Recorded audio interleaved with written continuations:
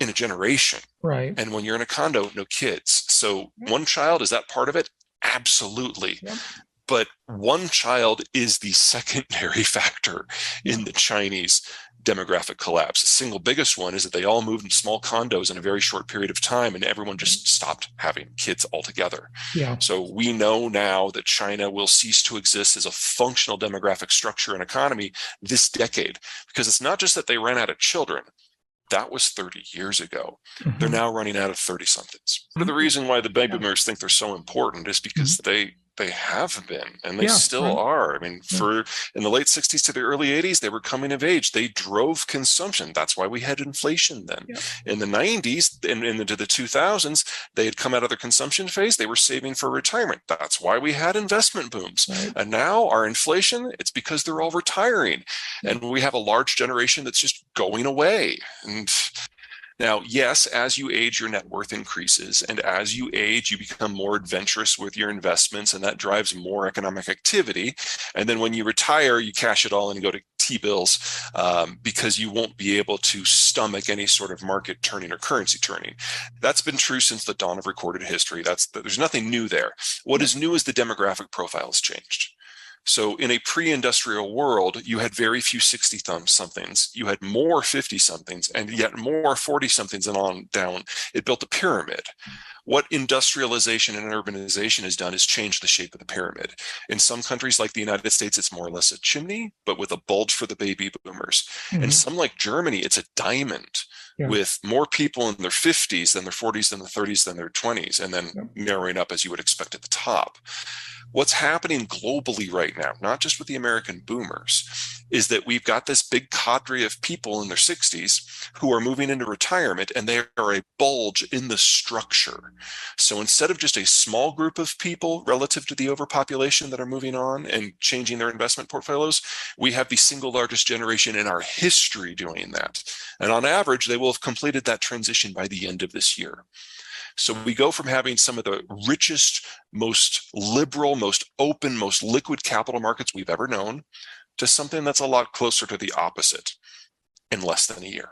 Yeah. That's Right. why most people don't do that. I agree Yeah. that there's a percentage of people that are, and that is unfortunate. Right. And we're about to learn that good and hard, because we're not just having this demographic turning, we're, of course, at the market tightening at the same time. And that's just Hmm. damnably inconvenient. Whatever. It's some ridiculous It's number. I it's agree. big. Yeah. Yeah, I mean, the problem here is we're losing the single largest worker cadre we've ever had. Okay. And the replacement generation down at the bottom of that pyramid, the Yeah. Zoomers, they are the smallest generation we have ever had. Well, Gen X Um, and millennials have been in the labor market already. So we're already right. factored into the math. Now, there's pros and Oh, there's cons, okay. and that Yeah. shapes a lot of things, but we are Okay. already in. The Zoomers are the ones who are coming in to replace Yeah. the Sure. boomers. Okay. And we have our largest generation going out, our smallest generation coming in. So right now, annually, that's 400,000 worker shortage.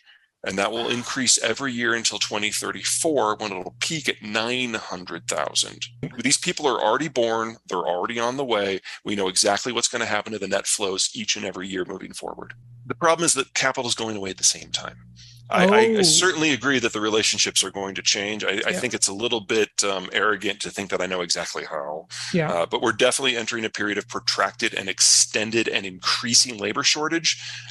At the same time, we're entering into a period of protracted and extended and increasing capital shortage. Okay. And just to make it a little bit more fun, China's collapsing against this backdrop.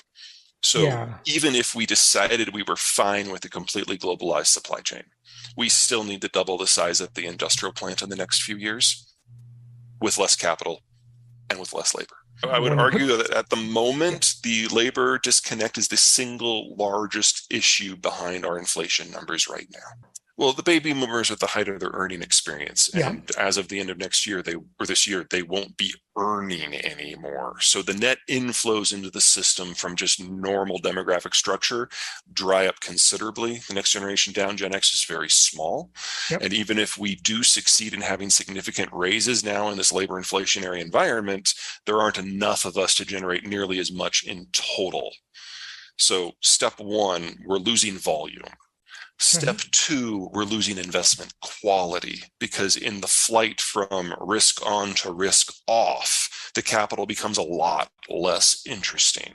Sure, this is going to be broadly decent for people who want to be in the government and borrow because that's the T-bill. That's considered the ultimate gold standard. And to a degree, that helps with the mortgage market as well, because mortgage rates primarily draw their guidance from the 10-year as opposed to interest rate levels.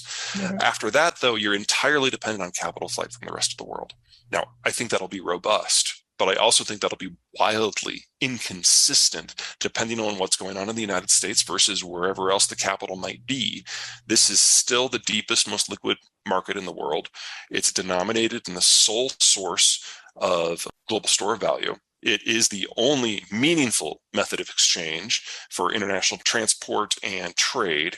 And the Japanese and the Europeans have basically signed on to a US dollar denominated system as part of the deal that generated the sanctions against the Russian central bank a couple of months ago.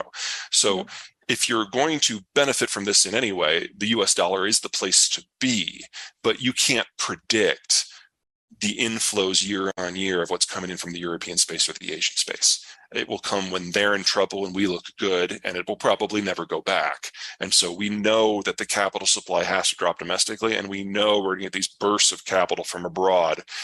But planning on that, that takes a smarter brain than I have. And the millennials themselves will then be entering their late stage worker years. Well, they will gradually become the dominant capital providing class again. So for the United States, we have a pretty big needle to pass through here. And a roughly 10 to 20 years, it can be a little loosey-goosey based on what happens with the monetary system and the Fed in that time. But in that decade of time, the United States will go back to having what we would consider a more stable capital structure. And at the same time, when you get into the 2040s, the labor market will start reconstituting based on normal demographic factors, because the millennials' kids will then be entering the workforce. We'll be through this long winter of the Zoomers.